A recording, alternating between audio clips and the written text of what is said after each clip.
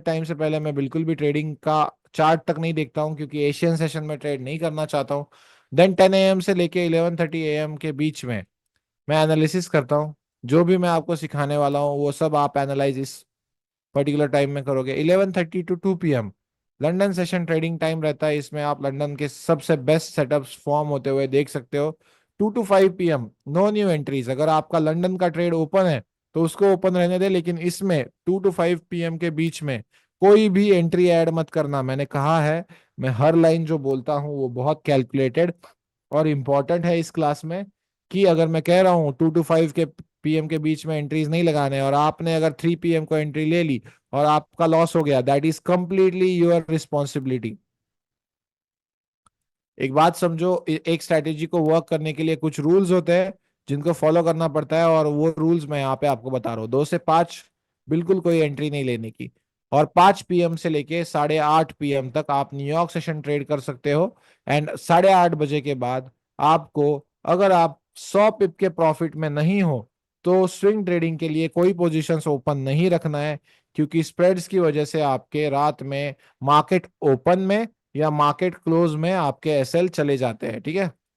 जिसके चलते आपको बहुत दुख दर्द सहन करना पड़ सकता है। तो अगर आप प्रॉफिट में हो तो 8:30 के बाद स्विंग ट्रेड्स होल्ड करो, नहीं तो फॉरेक्स मार्केट इतना ज्यादा रिवॉर्डिंग है कि दिन में 100, 150, 200 पिप आराम से मिल जाता है, और उसमें आपका डेली टारगेट क्लियर हो जाता है, ठीक है। सो मोस्टली आपको क्या करना है, एक ट्रेडर बनना है तो सबसे पहले आपको क्या बनना पड़ता है, कि इंट्राडे के फेज से गुजरना ही पड़ता है।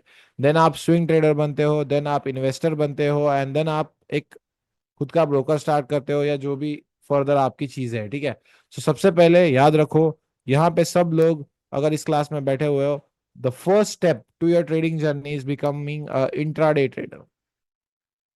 यू हैव टू ट्रेड, ठीक है। You have to trade every day. You have, like, trade नहीं कहूंगा, लेकिन you have to be in the markets every day, ठीक है।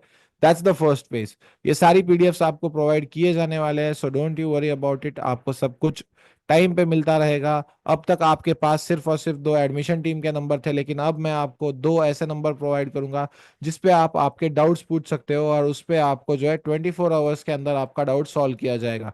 आप 24/7 वहां पे मैसेज कर सकते हो, और 24 आवर्स के अंदर आपको रिप्लाई आ जाएगा। अंडरस्टैंड कि बहुत सारे हमें डाउट्स आते हैं, सो 24 आवर्स इज द विंडो जिससे पहले आपको आपका रिप्लाई मिल जाएगा, ठीक है। क्योंकि रात में टीम को सोना भी होता है। कुछ लोगों का अपेक्षा ऐसा होता है कि भाई ने बोला है 24/7, तो मैं अगर रात के 1 AM को गर्लफ्रेंड से बात कर खत्म करने के बाद अगर मेरे को चार्ट देखने का मन किया और उसमें कुछ डाउट आया, तो टॉप जी की टीम को क्या करना पड़ेगा, उस डाउट को सॉल्व करना पड़ेगा, ठीक है। ऐसा कुछ नहीं होता है। आपको मोस्टली डाउट के आंसर 10 AM से लेके 6 PM के बीच में सारे डाउट्स क्लियर हो जाएंगे रोज, ठीक है। फ्रॉम मंडे टू फ्राइडे, और ऑफ कोर्स वीकेंड्स पे भी हम ट्राई करेंगे, ठीक है। सो उसमें टेंशन नहीं है।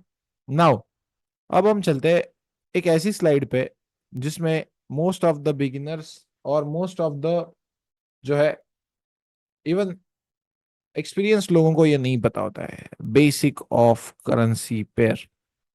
अब सर मैं एकदम बिगिनर हूं और मुझे पता नहीं है कि कैसे फॉरेक्स होता है, तो मैं आपका स्ट्रीम खोलता हूं, और आपके इधर एक ऐसा कुछ नाम का विचित्र प्राणी लगा हुआ होता है, जीबीपी यूएसडी। अब मुझे करेंसीज पता है, इसीलिए ये मेरे को पढ़ने में आसान होता है। नहीं तो अगर मुझे पता नहीं होता कि यूएस डॉलर क्या होता है और ग्रेट ब्रिटेन पाउंड क्या होता है, तो ये मुझे अमीबा का स्पेलिंग लगता, ठीक है। ये मुझे क्या लगता, अमीबा का स्पेलिंग लगता।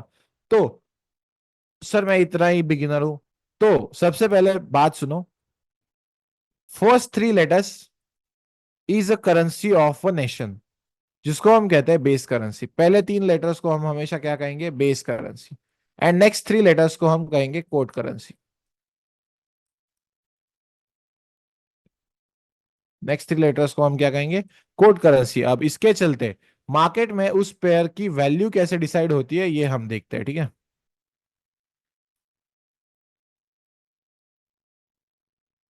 अब यहाँ पे हम देखते हैं। चलो चलो, यहाँ पे हो गया यूरो यूएसडी, ठीक है। अब इसमें आपको पता है यूरो क्या हो गया, बेस करेंसी हो गया, और यूएसडी क्या हो गया, यूएस डॉलर हमारा कोड करेंसी हो गया। अब इसका इंपॉर्टेंस क्या है, जब एक चार्ट प्लॉट होता है ना,